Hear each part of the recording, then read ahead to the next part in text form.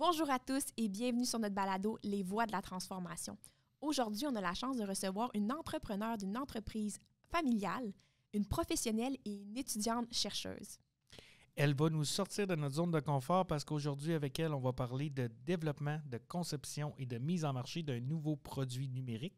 On va parler aussi d'accessibilité des technologies numériques pour les PME manufacturières et on va parler de plusieurs histoires de succès de projets numériques. Alors, si vous voulez en apprendre davantage sur tous ces sujets-là, joignez-vous à nous. Bonne écoute!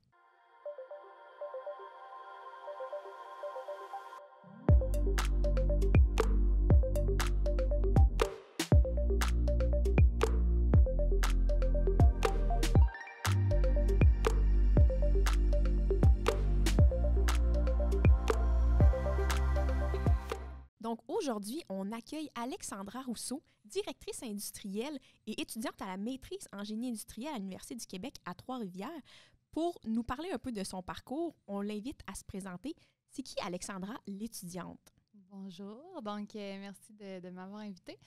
En fait, moi, Alexandra, l'étudiante, ça fait 5 ans que je suis plus étudiante. Ah non, je suis encore. C'est juste que je travaille à temps partiel là, sur ma maîtrise, mais c'est vrai, je le suis encore. Dans le fond, j'ai fait un parcours assez droit. Donc, je suis venue à l'UQTR, là, l'Université du Québec à Trois-Rivières, en génie industriel. Avant ça, moi, j'avais fait mon cégep à Victo, juste un pré-universitaire, là, les sciences. Puis, c'est ça, j'ai fait mon bac en 4 ans. Puis je vais faire ma maîtrise, mais je suis sortie durant le COVID. Puis on va parler après ça, moi, au niveau professionnel. Mais on avait besoin de moi où est-ce que j'ai travaillé, que je travaille encore. Donc, j'ai comme retardé ma maîtrise. J'ai recommencé il y a 2 ans. Puis là, il faut que je la finisse. Le défi d'une vie, ça. Ouais, on peut témoigner de tout ça. Puis drôle de fait comme ça, j'ai fait mon cégep à Victo aussi. OK, bon. Mais c'est un bon cégep. Je le recommande beaucoup. Effectivement. Puis, de l'autre côté, Alexandra, directrice industrielle chez Rovibec, ton parcours professionnel, il se décrit comment?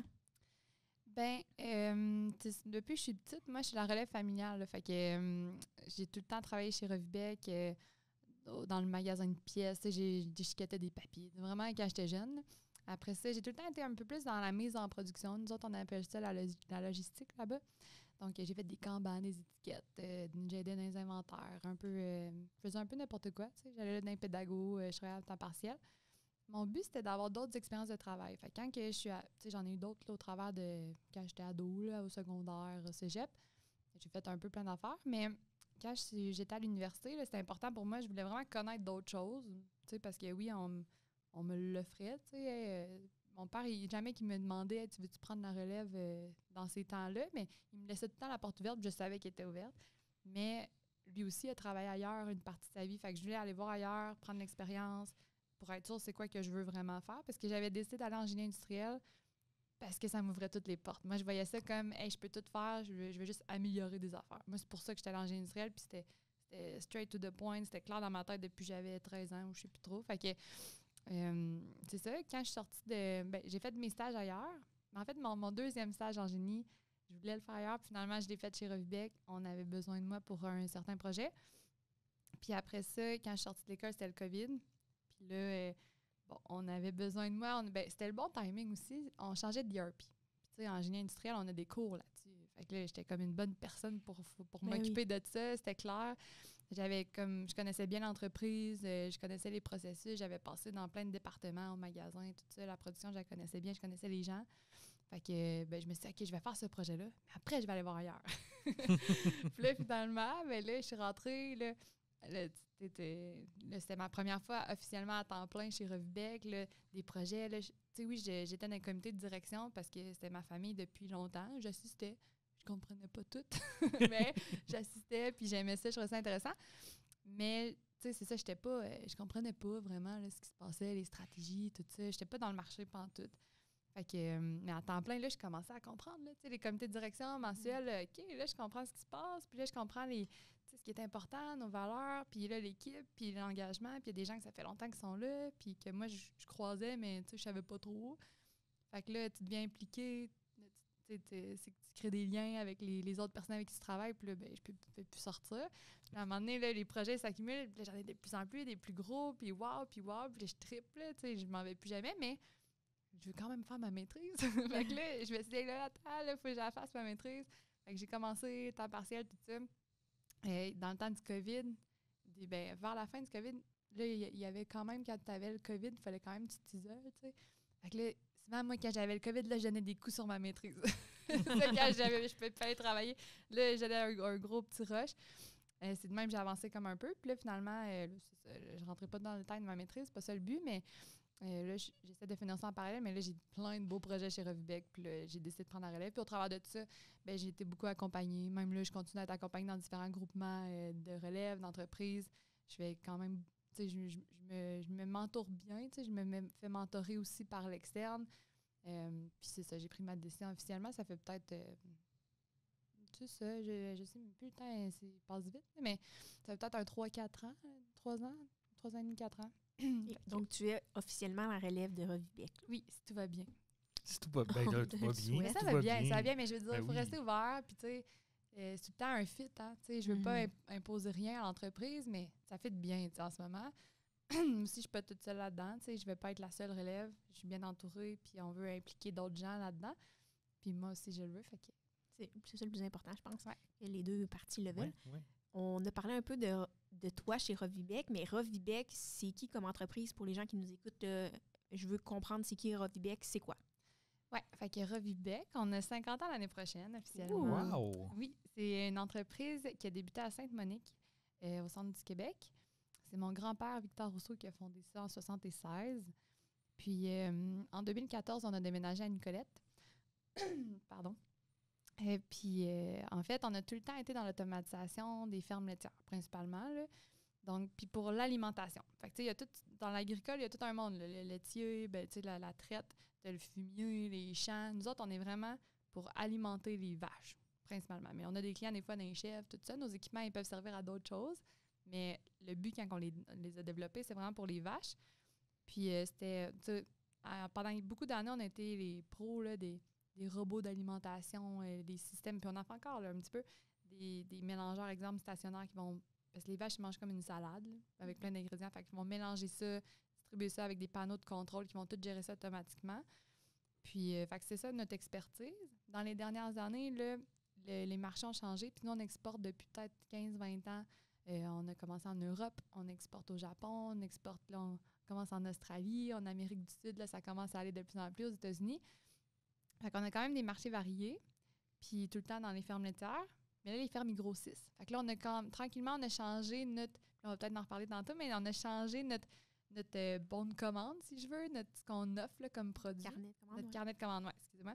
Notre carnet de commande pour s'ajuster. Puis là, de moins en moins, je dirais qu'on fait des systèmes automatisés. On fait plus certains produits pour les fermes qui permettent d'automatiser. Puis la dernière fois qu'on a échangé ensemble, tu m'avais parlé un peu quand même de l'identité de Revibec. Ça m'avait comme marqué que vous aviez fait une révision de vos valeurs dernièrement, dans les dernières années, disons. Pourquoi vous avez eu le besoin de faire un changement de valeurs? Quelles sont les valeurs actuelles chez Revibec? Puis comment vous les ressentez au quotidien?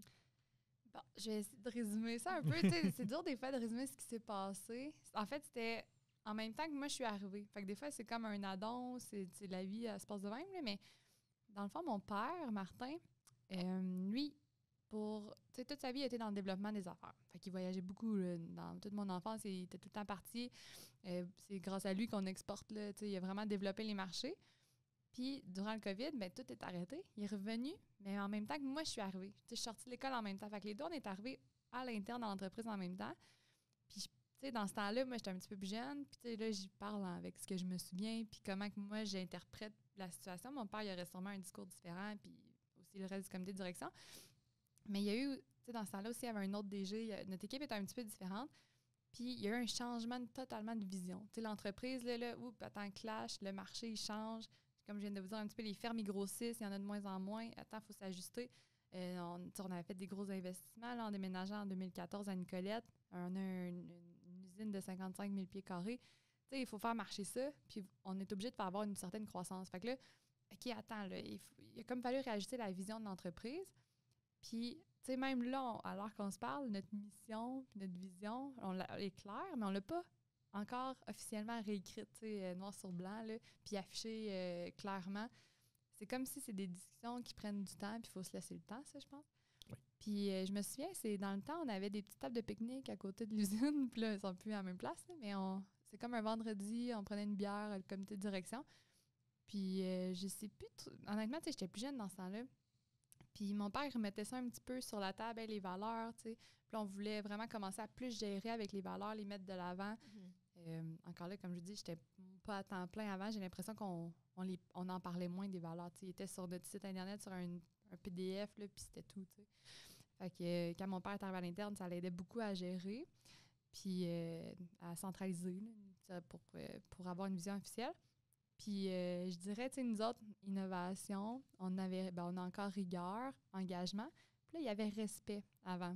Puis là, on a comme remis en question. Tu sais, respect, c'est comme la moindre des choses. C'était comme, oui, il faut se respecter. Là, tu sais, on voulait remettre du sens dans tout ça, là, rebrasser ça.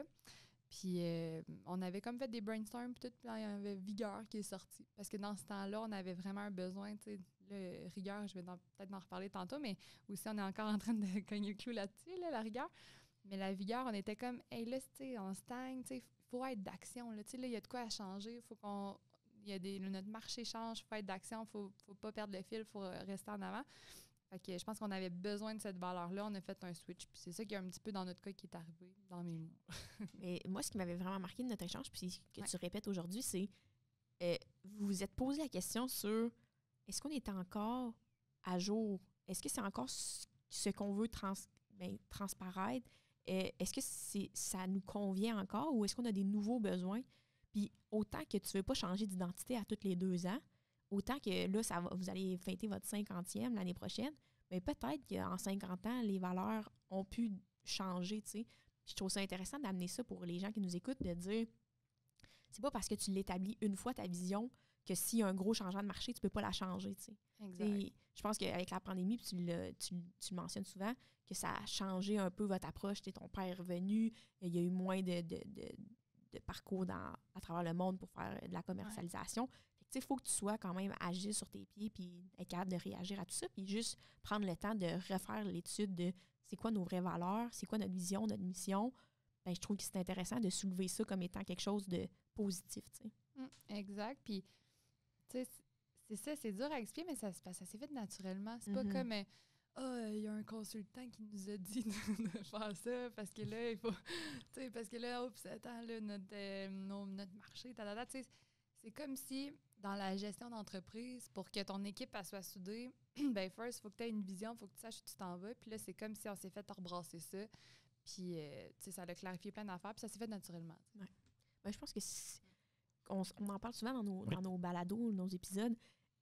Comment on vit cette culture-là à l'interne? Bien, souvent, plus elle est naturelle, puis plus elle se fait mettre en place naturellement par le bon sens des choses. Par exemple, tu as dit le respect, bien, on l'a enlevé parce que c'est la moindre des choses que ça fasse partie de notre quotidien. Donc, on veut se concentrer sur quelque chose qu'on avait besoin, qu'on veut voir transparaître, qu'on va mettre des efforts pour faire transparaître. Bien, je trouve que c'est intéressant de dire que tu as la possibilité d'évoluer dans ce sens-là. Oui. Puis, je dirais peut-être aussi, moi, j'ai eu l'opportunité de voir l'évolution un peu des changements qu'il y a eu chez Robibec. J'ai fait 2 visites de l'entreprise à des moments où, justement, il y avait une manifestation de cette transition-là. Est-ce que tu dirais que le fait d'avoir fait cette démarche-là a aidé à amener les changements que vous avez apportés à votre entreprise? Bien, certainement. Puis je pense que c'est pas juste ça. Puis moi, personnellement, j'étais pas impliquée dans les exemples de planification stratégique d'avant, là, de plus que 5 ans. Peut-être que à moitié, mais on a grandement changé aussi notre façon de planifier notre année, c'était des objectifs. Puis tout était plus aligné à cause de ça. T'sais. Fait que oui, c'était comme une espèce de base qu'on est venu se mettre. Mais après ça, c'est tout aussi ce qu'on a fait. T'sais, la vigueur, justement, on a fait des actions. Là, puis à chaque année, même, sur notre planning stratégique, c'est tout le temps en décembre.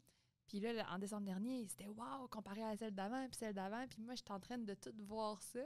Puis je sais que celle de décembre prochain, elle va être encore plus wow, parce qu'on s'améliore tout le temps. Parce que là, on a des bonnes bases. Puis là, on est en train de bâtir quelque chose avec en plus une bonne équipe. Fait que non, c'est vraiment motivant. On va revenir sur ce point-là de bonnes bases pour bâtir, mais j'ai une petite question qu'on pose à tous nos invités avant pour comme lancer le sujet.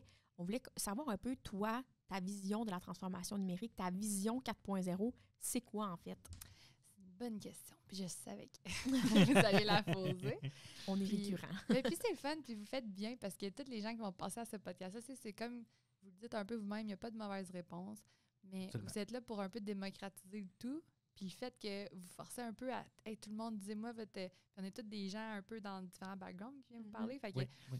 à force de le demander, là, vous allez avoir quelque chose Et ça donne aussi la chance aux gens qui nous écoutent de se faire une tête, Ouais. puis pas juste lire une seule définition puis se dire je suis pas ça. sûre que je cadre dans celle-là, tu sais, ou je vois pas comment ça va m'apporter dans mon entreprise, versus des définitions distinctes d'une personne à l'autre, selon le background, comme tu as dit. Mais ça peut dire, mais gars, tu vois, cette définition-là, moi, elle me plaît, puis elle serait applicable dans mon entreprise. tu sais. Puis surtout, Vraiment. ça vient d'entrepreneurs ou d'entrepreneurs Oui. comme toi là, qui vient nous parler de Yes. ça. Donc, Mais là, moi, mais c'est- oui, on veut la réponse. C'est sûr que oui, puis mais j'ai encore aussi la couleur de ça fait pas si longtemps que je suis sortie de mon bac, tu sais, Oui, j'entends oui. encore mon prof. Je suis chantée à l'oreille. On le salue s'il nous écoute. Oui, c'est ça. On souhaite qu'il nous écoute. Salut Sébastien! C'est ça, on va y envoyer. Mais moi, en fait, je dirais que parce que moi, quand que j'entends ça, là, c'est tout le temps tu sais, là, il faut que j'explique c'est quoi la différence entre l'automatisation puis la transformation numérique. Tu sais, souvent, c'est ça un petit peu qui vient bugger. Mais là, Il y a des gens qui le mélangent encore. Ben oui. Tu sais, je vais rentrer des robots. Mais ton robot, ça. est-ce que c'est vraiment la transformation numérique? Exact. Puis moi, ma définition, c'est quand que ton robot, parce que tu peux automatiser n'importe quoi, là, tu sais, même avec un bout de bois puis un élastique, tu peux te mettre à automatiser des affaires avec le vent, tu sais, n'importe quoi. Mais c'est quand ça devient intelligent. Moi, je dirais que c'est ça, là, c'est quand l'automatisation devient intelligente, qu'elle devient connectée, tu sais, que tu centralises tes données, mais pas n'importe quoi, juste pour avoir plus de sens, pour pouvoir prendre des décisions stratégiques plus rapidement, tu sais, être capable d'être plus agile dans ta prise de décision pour gérer ton entreprise puis pour prendre les bonnes décisions en temps réel. Tu sais, je pense que c'est quand ton automatisation te permet de faire ça. Tu sais. C'est pas juste de n'importe quelle tâche. Tu sais. Fait que c'est un petit peu ça, moi, je pense, ma définition à moi. Fait qu'il y a un mélange d'avoir les bonnes données en temps réel, l'intelligence là-dedans. Tu n'es pas pour automatiser n'importe quoi, mais ce qui compte vraiment. Fait que je dirais que c'est ça ma définition. Je prends ta définition. Oui. Je la garde, on va en reparler tout à l'heure. Parfait. On va prendre une courte pause, mais avant, j'ai une dernière petite question à te poser. Oui. Selon ta propre définition, quels seraient des facteurs de succès à la transformation numérique? Oui, ça, c'est une bonne question aussi. Parce que je pense qu'il y en a plein. Mais, puis c'est peut-être un petit peu quétaine ce que je vais dire, mais ma première, moi, je dirais, il faut que tu aies les bonnes personnes. Ouais. Déjà, si tu n'as pas les bonnes personnes ou tes personnes n'arrêtent pas de changer, tu sais, des fois, on voit ça, tu as un roulement, commence un projet, puis là, oups, ça t'attend ton responsable, il vient, ton projet, il va pas finir. Il faut que tu aies les bonnes personnes, puis il faut que, comme on en a parlé il y a quelques minutes, il faut que tu aies une vision commune. Tu sais, c'est pas juste faire un projet pour un projet, il faut qu'ils comprennent le sens du projet, vers où est-ce que l'entreprise va, puis tout ça part, tu sais, je vais répéter, mais de la planification stratégique, il y a tout le temps des priorités, il y a des raisons, faut que tout se tienne. Faut pas faire des projets juste pour faire des projets. Puis, tu sais, tout part d'un besoin. Fait qu'il faut que le besoin soit vraiment bien compris en amont. Puis, fait que ça, c'est tous des facteurs importants. Puis après ça, ben le suivi. Ça, une étape très négligée, hein? Ça, là, puis c'est pas tant... Puis, tu sais, l'humain, naturellement, c'est pas ce qu'on aime faire, là. Tu sais, y a pas moi, j'ai jamais entendu personne là, dire « Moi, là, ce qui me passionne, là, c'est de répéter. » Moi, j'ai jamais entendu ça. Quelqu'un qui dit ça, c'est souvent le contraire, tu sais, voyons, tu sais. Mais en même temps, c'est super important. Puis, tu sais, je le dis moi personnellement, je sais que c'est pas ma force, puis je sais qu'il faut que je travaille ça, tu sais. Mais ça, c'est un secret. Tu sais, de n'importe quoi, là, même pas juste la transformation numérique, n'importe quoi que tu veux faire. Faut que tu fasses des suivis, t'as pas le choix. Oui, exact. Sinon, tu vois pas l'évolution, puis tu sais même pas si ce que tu as implanté vaut la peine d'avoir été implanté, finalement. Ben, c'est ça. Puis, tu sais, puis les gens aussi, là, j'avais entendu dans un autre podcast, mais tu sais, on reçoit plein d'informations, là. Chaque humain là, reçoit plein d'informations chaque jour. Fait que, tu sais, de dire que oui, il va se rappeler exactement de ce que toi, tu as dit, tu sais, non, il se passe tellement d'affaires que, tu sais, c'est pas que t'es pas important ou qu'il a pas mal compris, mais, tu sais, la fraction qu'on comprend puis qu'on va capter à chaque jour, tu sais, est vraiment minime. Fait que t'as pas le choix, tu sais. Fait que... Puis, si je peux me permettre, on dirait que je me dis, intégrer les suivis, ça démontre que ce projet-là est important. Oui, parce que totalement. je prends un exemple. Dans une de mes entreprises, j'ai implanté un 5S. Un 5S, c'est de base. C'est une méthode d'organisation des postes de travail avec les outils tout à leur place. Mais si je n'avais pas intégré du suivi que je faisais, par exemple, à tous les 2 jours ou sporadiquement dans le temps, les gens n'auraient pas compris que c'était important de reprendre 15 minutes à la fin de son chiffre de travail pour mettre en ordre son poste pour le lendemain. Mais là, en faisant les suivis, en sortant, on va dire des notes ou des scores globaux pour l'entreprise, bien, ça me dit, hey, c'est important. Puis ça dit aussi à l'employé, tu peux prendre le temps pour ce projet-là. Je te donne le droit de prendre 15 minutes de ton temps pour faire le ménage de ton poste. Dis-moi pas que tu n'as pas eu le temps. Je te donne le droit de prendre ce temps-là. Arrête ta job 15 minutes plus tôt, ça ne me dérange pas. Mais quand je vais passer à mon suivi, ou que ça soit dans la journée, parce que dans d'autres entreprises, c'était comme free fall dans la journée, et à un moment donné, débarquer au poste, c'est mettre de l'importance à l'implantation que tu viens de faire versus je le fais, je fais aucun suivi, jamais quelqu'un va retourner son tournevis dans le bon tiroir du coffre. Là, non, totalement. C'est un bon point. On va prendre une courte pause, puis on vous revient rapidement. Ce balado est présenté par le Centre national intégré du manufacturier intelligent qui vous souhaite une bonne écoute. On est de retour, puis on veut se lancer dans un sujet très particulier dont Revibec est très bon, le développement de produits. Yes. On n'en a pas parlé dans aucun de nos épisodes jusqu'à présent, mais quand on a échangé avec toi, Alexandra, on s'est rendu compte que vraiment, ça faisait partie de votre essence. T'sais. Vous, là, ça fait partie de votre entité, votre identité. Ouais. Tu l'as mentionné tantôt quand même que vous faisiez une planification annuelle par année en décembre, tu as dit. Ouais. À quoi ressemble ça? Puis comment vous settez les projets pour la suite? Puis comment est-ce que des projets de développement de produits viennent sur la table? C'est une très bonne question. Puis, j'en pose des bonnes questions aujourd'hui. Mais puis tu sais, là, je vais répondre du mieux de mes connaissances et de ma position. Mais honnêtement, mon directeur de recherche et développement serait la meilleure personne pour vous parler de développement de produits. Mais bon. Et c'est pas grave. D'habitude, on est bien d'accord d'habitude sur ce qu'on dit. Je pense pas qu'il va me chicaner. Tu as posé plusieurs questions. Par exemple, qu'on repart de la planif stratégique, parce que c'est souvent là qu'on décide de où est-ce qu'on va mettre nos énergies dans l'année. Mm-hmm. Dont le département de recherche et développement, où est-ce qu'on fait toute la conception de produits, puis le développement de nos produits en cours. Notre processus de planification stratégique, comme je l'ai dit il y a quelques minutes, il s'améliore d'année en année. On le fait totalement à l'interne, nous. On n'utilise pas de personnes à l'externe. Je pense qu'il y a quelques années, à un moment donné, il y a eu peut-être un expert de temps en temps. Puis là, on s'était dit, aux 2-3 ans, on pourrait refaire venir un expert externe, des fois, pour se refaire brasser. Puis, exemple, l'année passée, on était comme, non, on n'a pas le goût. On dirait qu'on se fait confiance. Puis, on est on a un méchant beau comité de direction. Je suis chanceuse. On a même un comité, là, on est en train de changer de nom, là, mais on les appelle les aspirants. Mais là, en tout cas, on veut voir peut-être les ambassadeurs. On ne sait plus trop comment les appeler. Mais c'est un comité un peu sous direction des jeunes, jusqu'à, tu peux être 40 ans, là, puis faire partie de ça, mais c'est très jeune, 40 ans aussi. Puis tout ça en regardant Jonathan. Merci. J'ai pas 40 ans encore, quand même. C'est très jeune, OK? Mais quand tu seras rendu, ça sera jeune, OK? Je vais être rendu avant vous autres, c'est sûr. Bref, on les fait participer aussi, la jeunesse. C'est même, exemple, notre jeune acheteur. Les gens qui sont plus impliqués, là, on veut les garder proches, on veut qu'ils fassent partie un petit peu du processus décisionnel pour le futur de l'entreprise. Mais comment ça se passe, nous? En ce moment, c'est un 3 jours. Puis c'est 2 jours, on fait une pause d'un jour, puis c'est sûrement le vendredi, comme une demi-journée. Puis on fait toute la révision de l'année dernière. Fait qu'on reprend notre plan stratégique, puis on se donne vraiment des notes. Puis tu sais, on s'est donné aussi des notes pendant l'année, là, tu sais. Fait qu'on a fait des évaluations constamment, puis là, on fait une dernière évaluation en fin de l'année dans notre planif stratégique. Puis là, on note chaque objectif. Parce que souvent, on a des gros objectifs, mais on a un paquet d'après ça sous-tâches, avec des responsables, puis des objectifs vraiment qu'on essaie d'être le plus possible mesurables, puis tout ça. Puis par section. Fait que là, on fait vraiment la révision, puis ça peut prendre une demi-journée facile. On regarde le budget après ça. Fait que là, notre directeur financier, lui, s'est préparé d'avance, il a regardé le budget.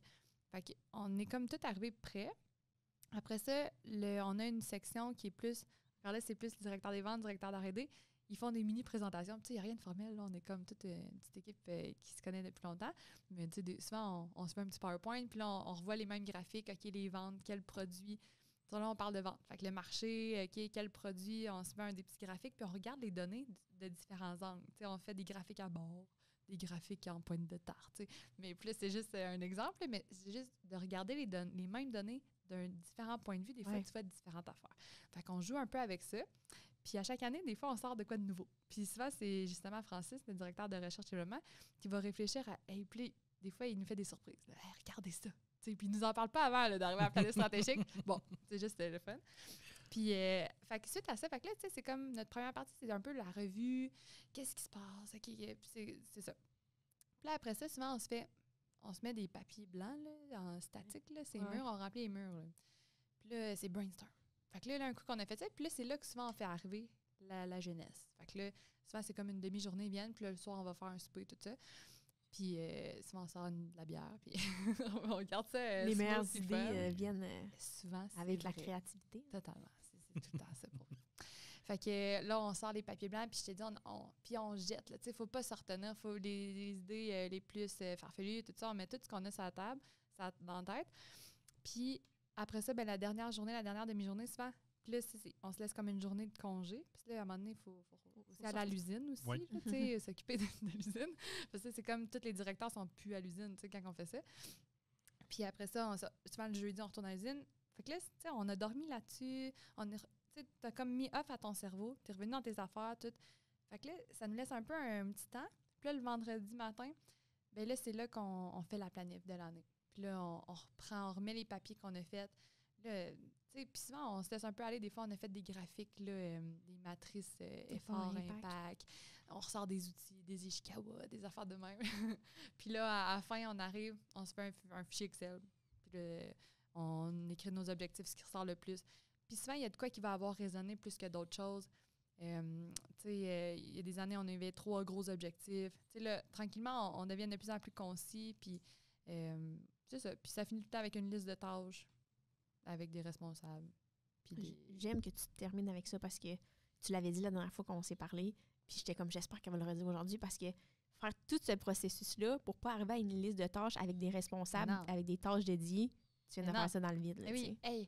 Puis là, tu dis à ton équipe, hey, ça, c'est l'objectif. Go! Ouais. Comment on va y arriver? Ben, ça revient à notre, avant la pause, quand on parlait des suivis. Oui. Si je mets un responsable, ça veut dire que je lui dis, c'est correct que tu prennes du temps pour cet objectif-là. Exact. Ça fait partie de ton mandat, tu sais. Puis on s'est amélioré, là. Honnêtement, là, on n'était pas de bonne... Ben, moi, je trouve, je le vois, là, d'un œil plus externe des fois, là, je suis consciente. Je le vois qu'on s'est vraiment amélioré dans les 5 dernières années, là. Je trouve qu'on est bien meilleur en suivi. Tu sais, là, à chaque mois, on regarde nos comités de direction, on regarde les états financiers, mais on revoit aussi nos objectifs. On parle de nos objectifs. On est agile. OK, non, attends, on ne l'atteindra pas. Là, on les mesure beaucoup plus qu'avant cette année. Là, c'est fou, là. Moi, j'ai jamais vu ça, comment on mesurait bien, l'exemple, nos ventes. Là, on a des tableaux. Avant ça, à chaque année, on s'améliore. Puis ça se fait organiquement. Là, c'est comme naturel. Fait que, c'est ça. Puis de cette démarche-là, il y a un petit bébé là, qui est né du côté de Revue-Bec. Oui, ben oui. Ben oui. Oui, puis ça, c'est ça. Ça fait quand même... c'était autour de 2021, 2022. On était avant la fin de COVID.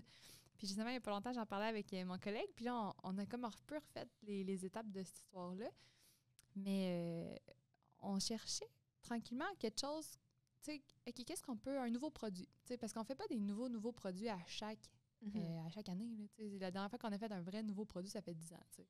Après ça, nous, à chaque année, on fait des nouvelles versions de notre produit. C'est ça qui nous anime. On améliore nos produits. On écoute le marché, nos clients. Puis on est tout le temps en amélioration. On fait des V1, V2, V3, des nouveaux modèles, etc. Mais là, on était comme dû pour un nouveau produit. Puis, pour plein de différentes petites raisons, on s'est dit, hey, là, on pourrait se diversifier notre marché, on serait plus robuste, on voulait chercher, puis là, on a regardé selon les talents de l'entreprise, puis on a fait participer tout le monde, parce qu'on n'était pas pressés, là, parce que dans le passé, les nouveaux produits, ils arrivaient plus un peu naturellement, c'était comme vraiment des demandes claires de nos clients, dans le domaine agricole, c'est ça, puis les compétiteurs, etc., c'était comme, vraiment, ça venait tout seul, hey, on va faire ça, puis bon.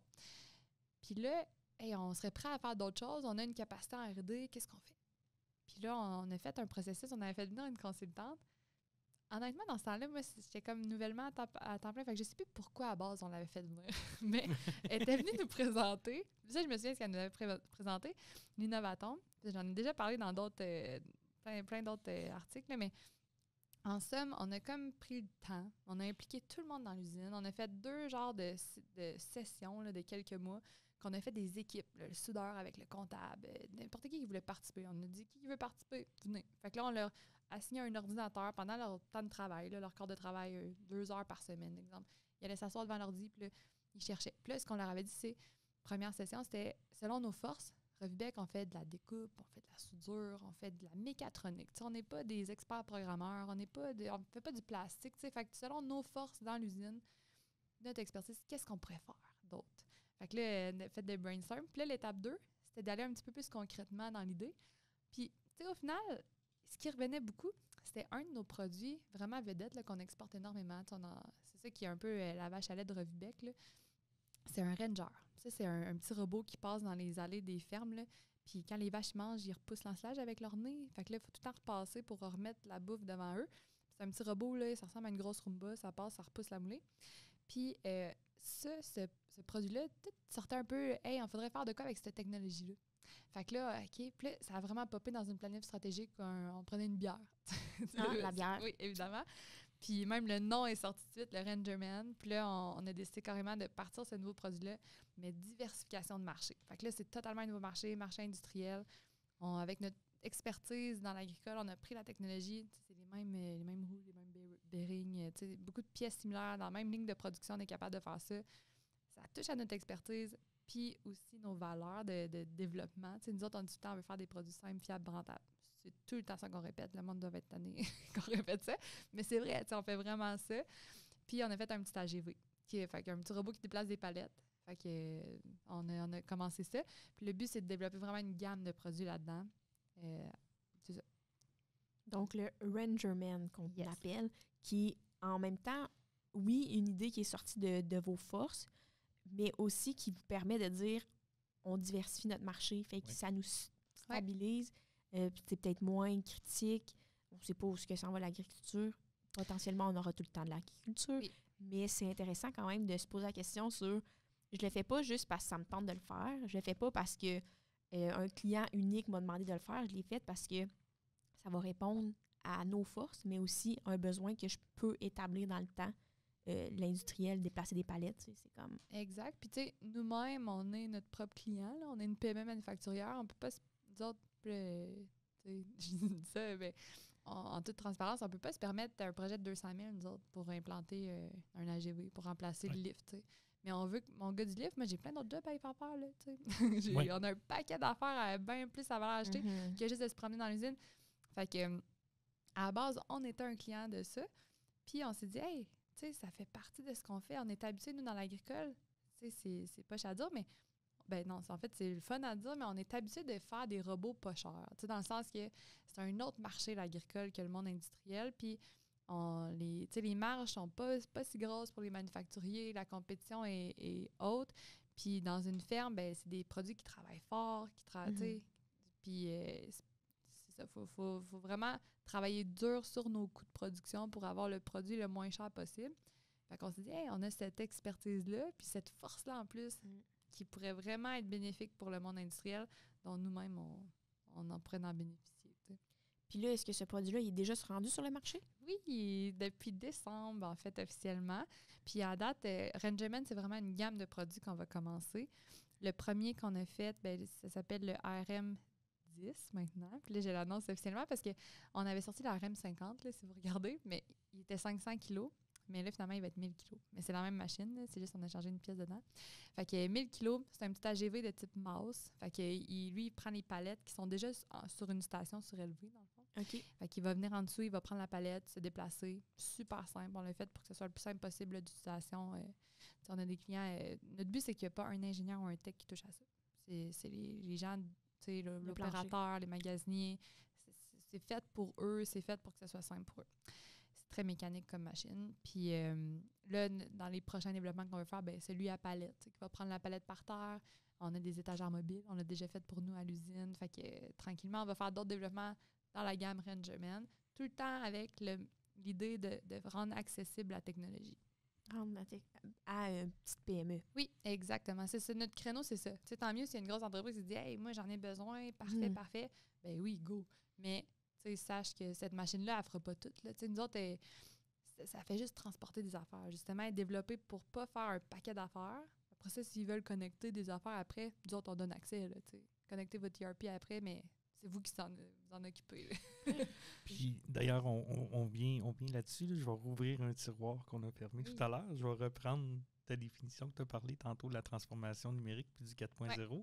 Tu parlais entre autres de faire du sens, d'avoir des données qui sont accessibles, puis d'avoir une certaine intelligence. Souvent, l'AGV est une technologie qui est inclue dans le 4.0. Est-ce que le RenderMan est une technologie 4.0? Bien, encore, je pense que c'est une excellente question. Ma réponse, moi, ça dépend comment qui est intégré dans l'entreprise. À la base, ça l'automatise de la manutention. Fait qu'on parle d'automatisation. Si ça fait juste ça, ben ça finit là. Puis tant mieux, là. C'est déjà un gain. Là. Si c'était un de tes goulots, puis tu manques de main-d'œuvre, c'est parfait. Puis même le retour sur l'investissement est très bon. Mais si tu le connectes, ce que en fait, on s'attend beaucoup à avoir, puis de plus en plus, là, on commence à avoir des demandes, puis on le voit déjà arriver. Puis c'est une demande, là, tu sais. Fait que c'est pour ça qu'on a l'API. Fait qu'on peut connecter la machine, on peut faire de la traçabilité avec ça. On peut gérer les commandes par le système de gestion du workflow, peu importe. Mais après ça, ça va être les gens qui sont les fournisseurs de ces logiciels-là qui vont l'intégrer avec notre machine. Mais nous autres, on leur donne tout ce qu'ils veulent, là, tout ce qu'ils veulent avoir accès pour mettre ça plus intelligent, plus ceux qui gèrent leur takt time, Mais à la base, nous autres, on a développé cette machine-là pour... moi, je gère pas mon takt time encore là, dans ma production. Fait que c'est pas un terme qui est utilisé. Mais on a une très bonne prod, ça va super bien. Mais c'est ça un petit peu ma réponse. Je dirais que ça dépend. Ça va dépendre comment l'entreprise veut l'utiliser. Puis je pense que toute technologie va dépendre comment tu l'intègres. Exact. Puis jour 1, le jour de sa naissance du RenderMan, parce que là, déjà, tu as parlé que vous êtes passé de 500 kg à une tonne. Ah oui, on a déjà fait du développement. Mais est-ce que jour 1, la première version du RenderMan, elle était interconnectée 4.0? Ou est-ce que comment ça a évolué tout ça? Là? Ben, c'est drôle. C'est vraiment drôle parce que ça montre un peu notre nature. On a fait un événement, là, un beau gros événement chez Revibec. On a invité plein de gens le 4 décembre 2024. Mise en marché officielle du RenderMan, premier de sa gamme. Bon. Puis là, un mois après, on se dit « Hey, non, attends, on le modifie. » Hey, attends, là, c'est la V1, on l'avait, là. On a acheté les collants pour mettre dessus, tout. C'était fini. Hey, non, attends, là, finalement, la R&D, on finit ça, là. OK, bon, parfait. C'est parfait, on était tous d'accord, là. Puis c'est vrai, oui, on commence. Puis c'est un nouveau marché, hein. Fait qu'on, nous autres, ce qui est le fun de la grosseur d'entreprise, on est beaucoup à l'écoute en ce moment. Puis là, on va s'adapter là, à la clientèle. Là. On ne connaît pas encore, là, même si on est manufacturier, c'est nouveau pour nous, là, ça fait pas 50 ans comme dans l'agricole. Fait que on est prêt à modifier, puis la V2, elle va sûrement venir aussi dans pas long. T'sais. Fait que, puis là, mais ce qu'il a fallu faire, puis moi, ça faisait longtemps que je le martelais, là, mais il a fallu que les gars dans R&D se fassent une liste. Puis qu'ils disent ça, c'est la V1, point. Fait que là, ils se sont fait une liste là, pour arrêter. Mais tu sais, parce que tu peux toujours continuer de l'améliorer. Oui, fait qu'à un moment donné, il faut que tu la mettes sur le marché. Là, la liste, ça finit plus. Là. Puis, si on les laissera aller, c'est une gang de gars qui trippent. Là. Puis, il y a une femme, là, je fais attention, mais ils trippent. Eux autres, c'est ça, leur passion de faire du développement. Fait qu'à un moment donné, il faut les arrêter et dire OK, non, ça, c'est la V1. Check, ça, on le sait, là, on veut le faire, on va le faire. V2. OK? Fait que, parce que là, il faut qu'on en vende. Là, à un moment donné, il faut payer ça, ce développement-là. Ouais, exact. Mais oui, c'est ça. Mais là, je me questionne à savoir, une entreprise qui veut développer un nouveau... Parce que moi, ce que je comprends de Revibec, c'est vous avez quand même une équipe de développement en place, un directeur de R&D en place. Ça fait partie de vos réflexions de planification stratégique. Vous avez décidé d'ouvrir un nouveau marché, mais qu'est-ce que tu conseillerais à une entreprise qui chevauche en ce moment l'idée de dire « J'ai une idée, je pourrais aller dans un autre marché, ça me fait peur, ça me fait pas peur. » Qu'est-ce qu'il faudrait qu'elle ait pensé faire au préalable pour s'assurer que c'est pas une idée un peu farfelue, mais que c'est une idée qui va se tenir dans le temps, tu sais? C'est vraiment une bonne question parce que déjà, là, tu me le demandes, puis j'en connais des gens là, qui sont dans cette situation-là. le contexte, surtout là, il est énormément volatile. Là, nos voisins d'en dessous, ils font brasser des affaires. Fait que ça impacte énormément nos entreprises. Puis même avant, là, ça, je veux dire, les marchés changent. On est de plus en plus numérique. Il y a plein d'affaires qui affectent toutes les entreprises. Ça peut faire 100 ans que tu es en affaires. Puis du jour en 2 semaines, ça peut changer parce que tu as une nouvelle technologie sur le marché. Fait qu'il faut vraiment tout le temps rester à l'affût. Mais je pense que ce qui peut aider, ben, dans notre cas, là, c'est on est revenu sur nos forces, puis on est très conscient de qu'est-ce qu'on a, qu'est-ce qu'on n'a pas. Fait que, tu sais, comme là, le développement du rangeman, ben, on le sait, là, qu'est-ce qu'on a, qu'est-ce qu'on n'a pas. On peut quand même, tu sais, on est capable de se projeter en avant, qu'est-ce qu'il va nous falloir. Puis on commence déjà à se poser des questions. Hey, qu'est-ce qu'on veut? On veut devenir bon? Qu'est-ce qu'on veut devenir pas bon? Puis là, je vais citer, parce que j'ai écouté il n'y a pas longtemps le podcast de Judith, là, de Cookit, un peu son histoire, qu'est-ce qu'elle a vécu. Puis, tu sais, à un moment donné, elle disait, elle essayait d'être expert dans tout. C'est pas une bonne idée. C'est ça que je me questionnais à savoir. C'est pas une bonne idée. Puis nous, tu sais, moi, un exemple, ben, on vient officiellement de sortir le marketing. On veut pas devenir expert en marketing, nous. Non, c'est pas ce qu'on veut faire. Alors, on est manufacturier. Tu sais, fait qu'à un moment donné, tu mets tes limites, tu dis qu'est-ce que toi t'es. Puis des fois, là, il y a des gens qui me demandent pourquoi ça, pourquoi vous n'avez pas décidé de faire ça à la place. Ben, des fois, c'est ça que l'équipe, elle avait le goût. À un moment donné, on est tous des humains, c'est quoi qui nous drive, c'est qu'est-ce qu'on a le goût. Ça drivait l'équipe. T'sais. On aurait pu faire sûrement 50 autres affaires, là, finalement, comme autres produits, d'autres diversifications. Mais ça, l'idée, elle nous allumait, elle nous motivait, ça nous drivait. Puis des fois, c'est juste ça qu'il faut, tu sais. Puis il faut que tu respectes tes limites. Puis, tu sais, après ça, c'est une entreprise, c'est vivant. Fait qu'il faut que tu décides où tu t'en vas. Puis avec l'équipe que tu as, c'est juste ça, là, au final. Là. Mais je pense que c'est important pour les auditeurs de comprendre que ce qu'on encourage, c'est pas de s'éparpiller. C'est de connaître ses forces, de connaître ses faiblesses, son expertise, puis prendre des décisions en conséquence de ça, puis de ses besoins. Fait que, vous aviez la capacité d'ouvrir un nouveau marché en fonction de vos forces. Puis là, vous avez décidé de foncer dans cette direction-là, puis vous aviez les compétences pour le faire. Mais je veux juste être sûre qu'on explique bien. C'est une bonne avenue parce que c'est bien de se diversifier, mais de se diversifier hors de son expertise, c'est rarement une bonne idée. Totalement. Puis tu sais, c'est excellent ce que tu viens de dire parce qu'exemple, pour très longtemps, puis même encore là, je dirais pas toutes les personnes dans notre recherche-développement, mais une grande partie, c'est des agriculteurs. Là, ils ont des fermes, là, fait que dans le temps des champs, tout ça, des fois, hop, ils sont pas là. Fait que, puis tu sais, on est manufacturier, fait qu'on est client de notre propre développement, fait qu'on s'embarque pas dans quelque chose qu'on connaît pas. Tu sais, dans tout ça, quand les gars ils développent une machine agricole, ben ils connaissent ça, tu sais, ils ont grandi là-dedans, puis ils vont encore aider leurs parents, ou ils en ont une, ou tu sais. Fait que même chose, on a développé quelque chose qu'on est le client cible, tu sais. Exact. Fait qu'on s'est pas embarqué dans d'autres choses, mais tu sais, c'est une bonne question ce que tu as posé parce que je serais dans un autre domaine, un autre marché, puis ça peut être très compliqué. Tu sais, quand ton marché change, t'as pas, tu sais, selon ce que t'as pas, ben des fois, c'est des décisions drastiques que t'as pas le choix de prendre. Puis des fois, je pense qu'en tant qu'humain, avec nos émotions, tout ça, c'est ça qu'on a de la misère à faire, tu sais, puis à prendre la réalité. Puis tu sais, une des choses, c'est qu'on est très optimiste. Tu sais, des fois, on est trop optimiste. Quand t'es un entrepreneur, tu gères une équipe. Tu veux que ça bouge. Oui, puis t'es passionné. Fait que être trop optimiste dans la vie, des fois, c'est ça que c'est ça qui est le mur que tu pognes.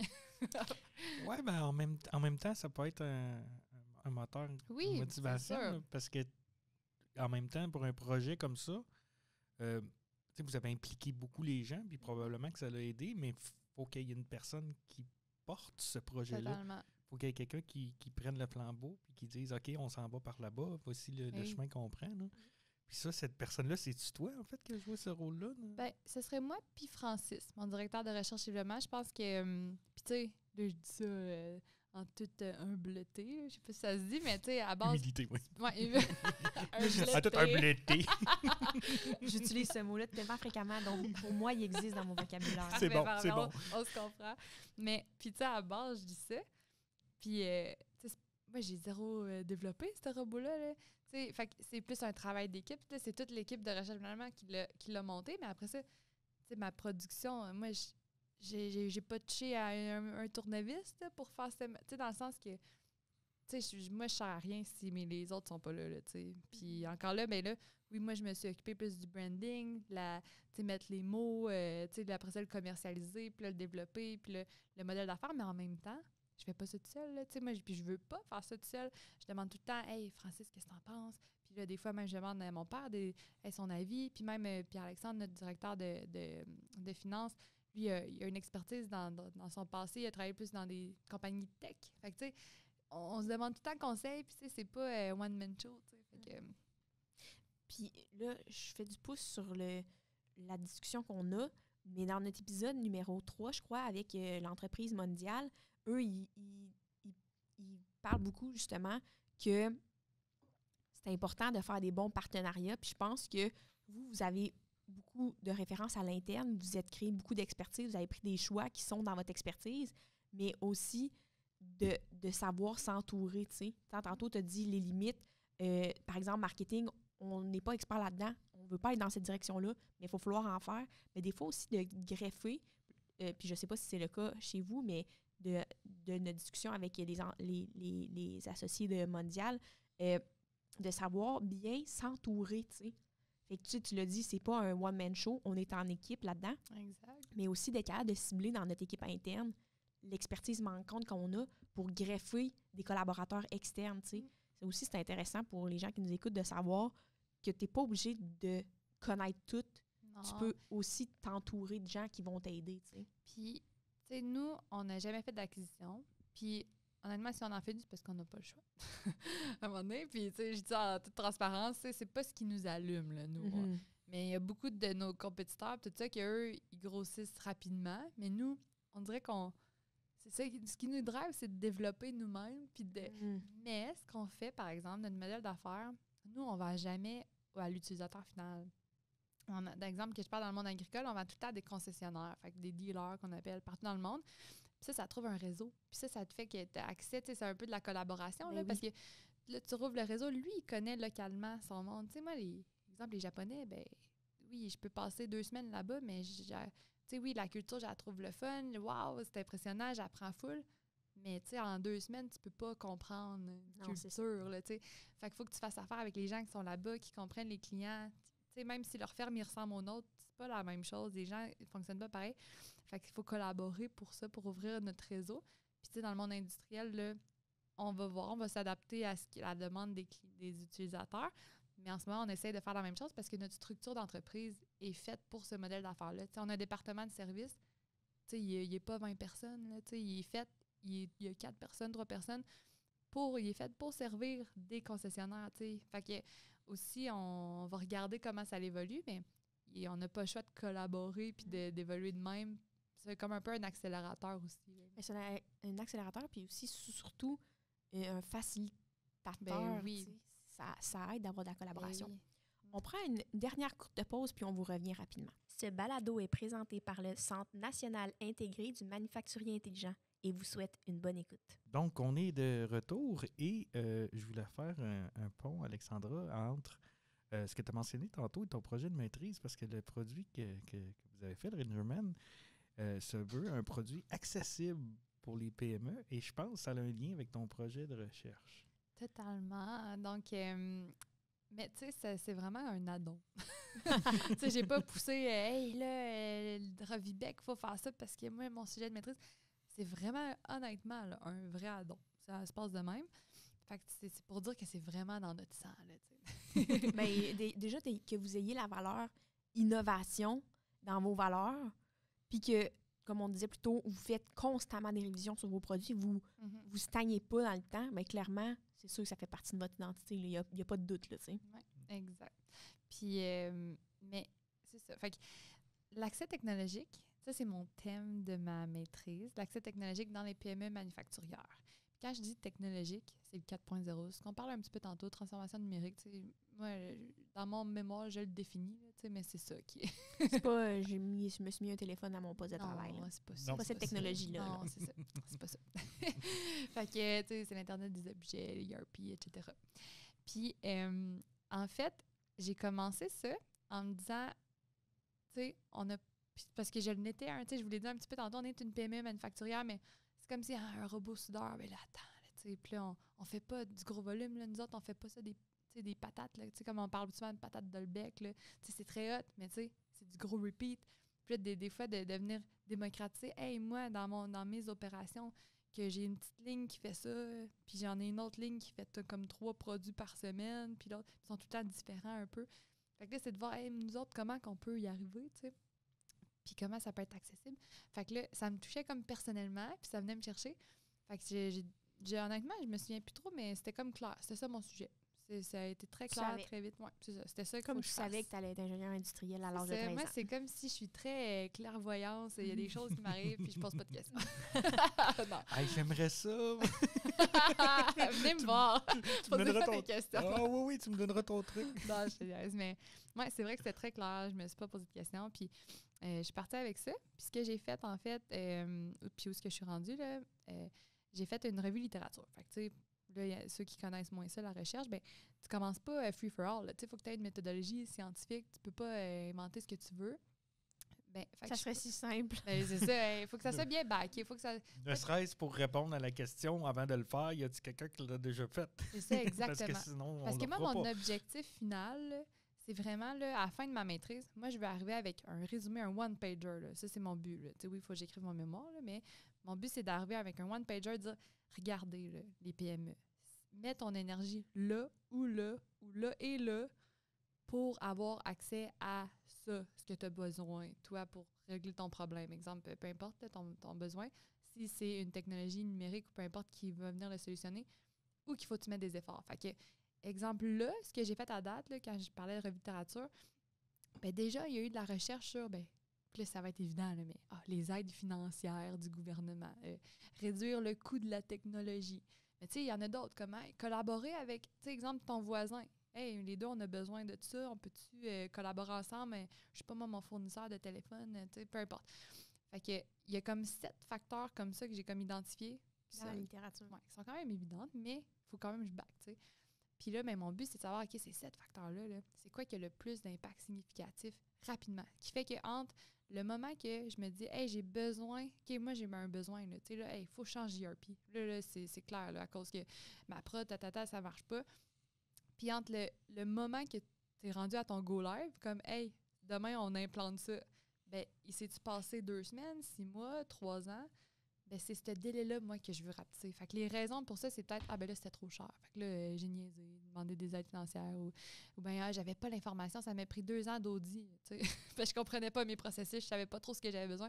Fait que, tu sais, mon but, c'est de rapetisser ce délai-là. Puis, ben, c'est pas de le rapetisser, mais de trouver c'est quoi qui fait que ça rapetisse ce délai. Fait que c'est ça mon objectif de ma maîtrise. Génial. Puis je pense que ça va sortir comme des facteurs, j'aime bien ce terme, les facteurs de succès. Tu sais, de savoir qu'il y a ces outils-là devant toi pour favoriser l'intégration technologique dans ton entreprise, tu sais, pour, réduire le délai, mais aussi de dire, je suis capable de mieux prévoir, tu sais. Oui, puis, tu sais, même mon objectif, même un peu plus loin, là, ça serait même d'arriver avec, hey, ça a vraiment un impact significatif. Fait qu'exemple, là, je donne un exemple. Là, je le dis au micro, là, ce que je vais dire, ce n'est pas encore prouvé. Je sais pas là, encore, là, mais exemple que ça arrive au final. Bon, hey, les aides gouvernementales, ça aide plus que tout le reste. Bon, mais ce qui aide plus que tout le reste, c'est pas les aides financières, mais c'est les aides en ressources, tu sais, qui viennent nous aider à donner de l'information. Exemple que j'arrive avec cette conclusion-là, ben yes, je peux arriver dans mes organismes, en région, dire « Hey, mettez plus d'investissement là-dedans, s'il vous plaît, gouvernement, ministère de l'Innovation. » C'est ça qui fait qu'on va plus vite. Ou bien, justement, non, ça l'aide pas vraiment. Arrêtez de mettre du temps, de l'énergie là-dedans, de l'argent là-dedans. Mettez l'argent ailleurs, si c'est dans d'autres choses. Mon but, c'est même si je peux même amener une différence concrète là, dans notre région, au Québec. Ce serait le fun. Je te souhaite. Moi aussi, j'avais ce désir-là avec ma maîtrise. C'est peut-être trop des papillons et des arcs-en-ciel. Mais c'est bien de vivre dans un monde de papillons parce que ça nous pousse à se dépasser, tu sais. Je veux dire, si ça fait du sens. Oui, exact. Ça fait du sens. Puis au bout du compte, il y a quelqu'un à un moment donné qui va tomber sur ton affaire que lui, ça va l'aider, tu sais. Fait que peut-être que le gouvernement, lui, fera pas les changements potentiellement X d'une hypothèse X, mais de savoir qu'il y a quelqu'un à quelque part qui va lire ça puis qui va dire, moi, ça vient de faire la différence dans mon approche technologique. Tu sais. Exact. Si je peux sauver du temps et de l'argent à quelqu'un. Oui, exact. Là, je presse pour notre paroisse, mais on espère que notre balado, les voix de la transformation, font un peu la même chose pour les gens qui nous écoutent, pour leur dire, hey, je viens de juste entendre quelque chose qui va changer toute ma vision de mon prochain projet. Ah, ben, je pensais être limitée dans mon développement de produit, mais regarde ce qu'Alexandra vient de dire, ça vient de m'allumer. Ah, ce que j'ai entendu à l'épisode 2, ça vient de m'allumer sur comment gérer mon équipe, etc. Fait qu'on espère aussi que ça va faire ça, mais on espère pour ta maîtrise que ça puisse grandir comme ça aussi, là, faire des bourgeons, par exemple. Absolument, absolument. Et tu as effleuré le sujet parce que vous avez vécu cette expérience-là. Comment ça a été la transition d'ERP de votre côté? Comment ça a fonctionné? Oui, ça fait 2-3 fois que tu en Oui. parles aujourd'hui. Là, avec, Oui, ben moi, je suis quand même fière de... Ben, puis je pense que toute mon équipe est d'accord. Je pense que ça a relativement très bien été. Moi, je dis que c'est un succès parce que ça va bien, puis ça l'a bien été, mais c'est sûr qu'on a fait des erreurs, si on c'est facile après avoir vu la situation de dire, ben là, pourquoi on a fait ça, on aurait dû faire ça de même. Mais je pense que c'est un peu inévitable. Puis ça, on en parlait tantôt, là, c'est quoi les facteurs de succès? Ben, c'est un peu aussi de planifier que c'est sûr que tu vas faire des erreurs. Des fois, dans n'importe quelle intégration numérique, là, oui, tu as un plan, il va arriver des embûches. Là. Fait que prévois aussi un petit buffer. Là, c'est normal. C'est une nouveauté. Mais nous, le ERP, ça a duré comme 2 ans, là, 1 an et demi, 2 ans intensifs, que là, moi, j'étais quasiment à temps plein là-dedans. Là, j'avais d'autres petites tâches à l'interne, mais c'était vraiment ma principale tâche. J'étais super user. Et on avait bien fait la préparation de données. Le fait aussi que ce soit moi qui prenne un peu les rênes, encore en toute humbleté. Humilité. Parce qu'on l'a dit tantôt. Oui. Mais tu sais. Je pensais que tu répétais le bon mot. Fait que là, Non, ça je sonne niaisais. faux. J'étais là. Humbleté. Pour tout le monde à la maison, ça veut dire être humble. Oui, c'est ça. Avec une tasse de thé. Exact. Joke de père, je m'excuse. C'est bon. Mais bref, je connaissais bien l'entreprise. J'étais là depuis. Puis je connaissais les gens, puis tout ça. J'avais tout mappé les processus, tu sais. Je pense que j'étais une bonne personne pour le faire. Aussi, avec je venais de sortir de l'école, j'avais des cours justement, un cours qui parlait que de ça, les ERP, tu sais. Puis j'avais vraiment fait une analyse complète. Tu sais, même, hey, OK, attends, on est sûr qu'il faut changer. Oui, j'avais réanalysé nos systèmes qu'on avait avant. J'avais même analysé, puis j'avais même commencé là, pour être sûr là, de notre décision. J'avais regardé avec un programmeur indépendant. Hey, on s'en refait-tu à la maison? Parce que j'en avais ça aussi dans nos cours. Fait que j'avais vraiment pris le temps. Puis ce qui est le fun, c'est que j'avais le temps. Tu sais, des fois, tu n'as pas le temps, par exemple. Mais moi, à ce moment-là, on m'a donné le temps de bien analyser ça. Puis moi, je savais, tu sais, c'est pour mon futur, pour le futur du reste de l'équipe. Fait qu'il fallait vraiment que ce soit une bonne décision. Puis finalement, on s'est fait aussi accompagner là-dedans. Puis on est très fiers, très contents du choix qu'on a fait. Fait que ça, c'est le fun quand tu le fais, là, puis tu te dis, oui, on a fait le bon choix. J'ai pas changé pour pareil. Puis il y en a du choix là, sur le marché. Là, fait que, tu sais, puis il y en a des vendeurs, puis il y en a des bons vendeurs. Fait que des fois, ça, c'est Ils sont bons dans ce domaine-là, en plus. Ils sont très bons. Ils sont très bons pour faire des promesses. Oui, mais ça, c'est un point de vigilance, le vendeur. Mais, tu sais, puis ils sont pas mal intentionnés, rien. C'est leur job. Mais oui, mais des fois, moi, ce que j'ai vu dans tout ce processus, c'est la communication. À quel point, même moi, là, qui est dans le domaine, tout, on a eu des malentendus entre les intégrateurs de notre fournisseur d'ERP puis nous. Tu sais, des choses qu'on expliquait, hey, nous, nos recettes, ça marche de même. Puis nous, tu sais, notre but, on a répété depuis le début, nous, on veut rester standard. On veut pas personnaliser l'ERP, on veut rester standard. Puis il y a quand même eu des malentendus, il y a quand même eu des choses qu'on a faites que là, à voir si on aurait peut-être mieux fait. Mais overall, ça a super bien été. On n'a pas fait assez de suivi, mais ça, c'est peut-être moi aussi. J'étais jeune, puis je suis encore jeune, mais je veux dire, j'apprends encore. Alors, en bas de 40 ans, comme on a mentionné. Oui, exact. Puis, tu sais, j'avais pas l'expérience non plus. Là, il me manquait peut-être un petit peu d'expérience, mais en même temps, j'étais bien entourée, fait que j'avais des bons coussins autour de moi. Puis, ouais, une très bonne collègue, Véronique, aussi, qui est encore beaucoup là-dedans. Fait que c'est ça. En gros, je pose des questions précises, mais en gros, en ce moment, on a tout fait. Puis c'est vraiment, nous, un ERP qu'on a choisi qui avait la production au cœur du logiciel. C'est le choix qu'on a fait. C'était notre besoin primaire, principal, nous autres, d'avoir une meilleure gestion de notre production. Puis au final, là, pourquoi? C'est pour gérer mieux notre coût de production. au final, là, on n'avait juste pas avant un système. On avait notre coût de production, je ne sais même pas comment qu'on le savait. Je pense que c'était des grosses estimations sur estimation. Puis on avait un coût, là, mais... La belle règle du pouce, là, qu'on c'est ça. aime bien. Mais tu sais, on l'avait, là, dans les états financiers, il était là. C'est juste que quand tu commençais à regarder comment il calculait, lui... Bon, mais tu sais, ça nous a amené beaucoup de... Déjà, là. Puis là, l'affaire, c'est qu'après 5 ans, là, ça fait 5 ans, là. Puis on va implanter l'ordonnancement cette année.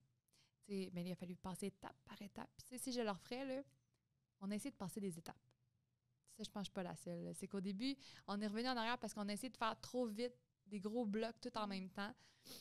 Puis pourtant, on avait sectionné, mais là, finalement, il a fallu revenir en arrière puis implanter étape par étape. T'sais, on a fini par le faire, l'étape par étape, même si on a essayé de passer du droit. Fait qu'il y a peut-être juste ça. Mais moi, ce que j'entends vraiment de ton discours, c'est on s'est posé la bonne question au début, si c'était le bon projet pour nous.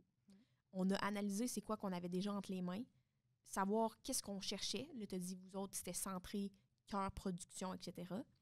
Faire une sélection appropriée par rapport aux outils qui en a une panoplie, pas se faire influencer par les vendeurs, essayer d'être le plus neutre possible dans c'est quoi mon besoin, puis rester axé sur le besoin.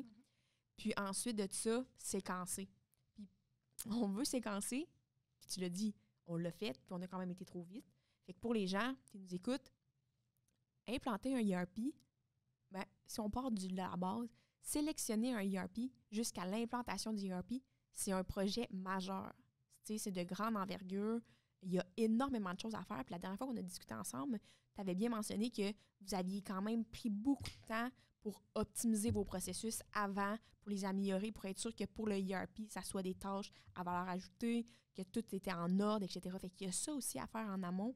Fait que je pense que ce que je retiens, c'est prendre le temps de prendre le temps, tu sais. Oui, totalement.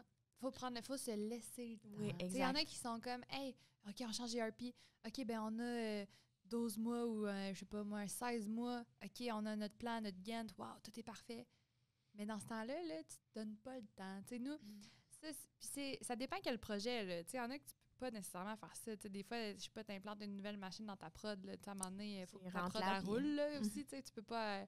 on se donne le temps. Puis, mais étape par étape. Puis c'est parce qu'aussi un ERP, tu le fais quand même la job. Là, je veux dire, avant d'avoir le logiciel, tu trouverais une façon de le faire. Ben, il faut que tu settes tes priorités, tes besoins, puis vas-y par étapes. Puis ce qui n'est pas encore là, ben, tu as encore ton ancienne méthode. Là, c'est pas dramatique. Puis quand tu parlais, tu as parlé de 18 mois à 2 ans là, au total. Est-ce que dans ton 18 mois à 2 ans, votre temps de réflexion, tu l'inclus? Je pense que... non, il était un peu plus long, parce que je ne l'ai pas inclus. On a fait au moins plus qu'un an. Là. On a vraiment moi aussi pris du temps dans notre réflexion. Là. Je me souviens, j'étais encore à l'école quand c'était mon stage. Ma job à temps partiel d'étudiante, de venir une fois semaine puis de mapper les processus. Ça a genre pris un an. Pendant ce temps-là, on avait aussi le gars, c'est parce qu'on avait des subventions. Je sais pas, il doit être peut-être encore actif, mais si tu faisais l'Audi 4.0, tu avais tes subventions. Puis on s'est fait accompagner aussi par une firme, là, Benoît Cormier, si je peux le nommer. Je l'aime bien. JLM Conseil. Oui, JLM Conseil. Et ils ont été super. Puis ils nous ont vraiment aidés. On est bien, nous autres, on aime ça, les tableaux Excel. Là. Faut pas que je le dise trop fort en industriel, mais on aime ça. Non, moi, j'ai des démangeaisons. Je sais.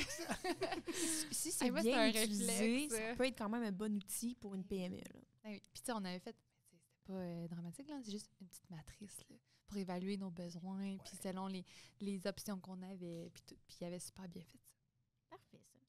On approche la fin de notre balado, de l'épisode d'aujourd'hui. Puis je veux pas qu'on manque les 2 dernières questions que je pose toujours à mes invités. Absolument. La première, c'est qu'est-ce que tu aimerais partager à une entreprise qui débute une transformation numérique? Qu'est-ce que tu aimerais leur partager comme conseil, par exemple? J'imagine que vous avez déjà dit ça plusieurs fois. Là, on aime ça se répéter nous autres aussi parce que ça rentre dans la tête de nos peut-être pas non plus, mais je pense que oui. Mais moi, genre, tu sais, on dit souvent les 7 pourquoi. Là, parce que souvent, là, quand on dit hey, « moi, j'ai tel problème », ben la plupart du temps, ça va être un symptôme. Tu sais, ça sera pas ton vrai problème, d'où ce que ça vient. Puis si tu mets, là, tu travailles, tu mets de l'énergie, là, puis là, tu payes des solutions technologiques, tout ça, sur un faux problème. Là. Ça, c'est Tu- décevant. Ben oui, puis même quand puis c'est pire, tu vas te mêler encore plus. Tu sais, Ouais, c'est c'est vrai. comme tu creuses ton trou, là, où tu perds par en avant, tu sais. Fait que, tu sais, de pas avoir peur. Puis des fois, tantôt, je le disais, mais on est optimiste. Je sais pas, moi, c'est pas tous les entrepreneurs, des fois, mais je sais que nous, Revubec, on est très optimistes, mais on est conscient. Puis on l'a remarqué parce qu'on évaluait nos résultats dans l'année, puis on était comme, oups, on est un petit peu optimiste. Hein? Puis là, on est de plus en plus réaliste. Puis ça, je pense que de pas avoir peur, de se dire les vraies affaires, puis tu sais, d'évaluer nos besoins dans l'entreprise. En génie industriel, on parle souvent de goulot. Tu sais, si tu mets pas ton énergie au goulot, ben tu passes à côté. Ouais, effectivement. Puis ça, je pense que c'est quelque chose qu'on oublie quand même fréquemment quand on est dans notre quotidien puis qu'on éteint des feux constamment. On a l'impression que tout est un problème. Mais comme tu as dit, souvent, c'est des symptômes de potentiellement juste du goulot ou d'une mauvaise planification ou de mauvais processus ou de trop grande non-valeur ajoutée. Fait que de prendre le temps de se questionner puis de se poser puis d'être réaliste, tu l'as dit, mais de ne pas penser que du jour au lendemain, ça va être fait. Tu sais, je reviens à mon exemple de 5S que j'ai implanté dans une entreprise. J'aurais aimé ça dire en une semaine, toutes les postes de travail étaient faits, mais c'était pas réaliste. Fait que, OK, bien, sur combien de temps je me permets de faire cette intégration-là? Combien de temps je me permets que la production soit peut-être plus au ralenti pendant que je fais ces changements-là? Combien de temps? Puis après ça, de me dire, ben mes résultats seront sûrement pas bons dès le début, mais combien de temps je me donne pour la courbe d'apprentissage aux employés pour mettre ça de l'avant. Exact. Et Ça se budgète. Ça, exact. Ça se budgète, ça se prévoit. Puis, en étant plus réaliste, souvent, on est peut-être un peu moins serré dans notre budget que quand on est vraiment optimiste. Certainement. L'autre question que j'ai pour toi, si tu n'as pas d'autres conseils à donner à une entreprise qui entame sa transformation numérique, c'est avec l'échange qu'on a eu aujourd'hui, y a-t-il quelque chose qui t'a plus marqué que tu dis ça mérite d'être ressouligné? Parce que vu qu'on aime se répéter. Oui, ben on a parlé de beaucoup de choses. Ça, j'ai aimé notre discussion. Tu sais, on est vraiment passé de plein de sujets, mais je pense que puis ce qui est beaucoup d'actualité, c'est quand on a discuté de comment qu'une entreprise, si son marché change, comment qu'elle s'adapte. Ouais. Puis comment prendre des décisions. Puis, comme là, nous, notre exemple qu'on a parlé aujourd'hui, mais c'est qu'on a décidé carrément de se diversifier puis de faire un produit, mais ça reste dans notre expertise. On n'a pas acheté de nouvelles machines. On ne s'est pas lancé dans le plastique ou d'autres affaires. J'avais donné cet exemple-là. Nous autres, on dirait que ça s'est fait fluidement. Puis, on est quand même, je suis reconnaissante pour ça, t'sais. Mais il y a d'autres entreprises que, puis j'ai dans la tête, mais eux, c'est plus un défi. T'sais. Je le vois, là, leur marché, puis je suis comme, ouais, non, je le connais pas, en fait, comme eux.